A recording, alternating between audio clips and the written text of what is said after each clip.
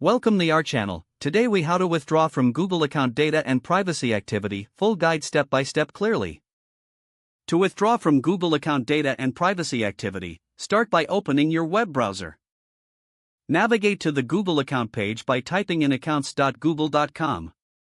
Sign into your Google account using your email and password. Once logged in, you will see a dashboard with various options.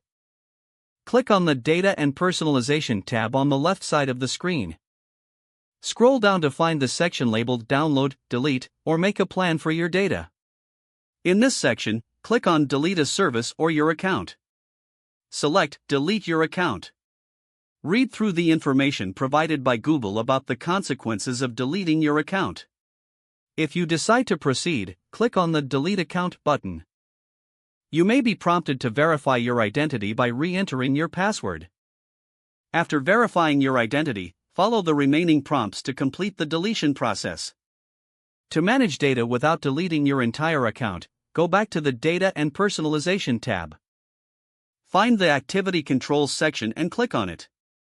Here, you can customize what data Google collects by toggling options on or off.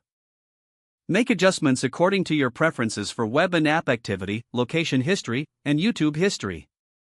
To delete specific data, return to the Data and Personalization page. Click on My Activity under the Activity and Timeline section. You can review your Google activity here.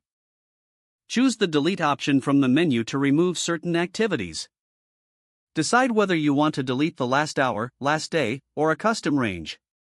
Confirm your deletion choice by clicking Delete again. To enhance privacy settings further, visit the Security tab in your Google account dashboard. Adjust settings under your devices and third-party apps with account access. Periodically review these settings to maintain control over your data and privacy. Remember to log out of your Google account when using public or shared devices for additional security. If the page does not load, refresh the browser or try again in a private or incognito window. Make sure you are using the correct email address, then retype it carefully to avoid small typos. If your password is not accepted, use the Reset option and create a new strong password you can remember. Check your spam folder for verification or security emails, then complete any requested confirmation steps.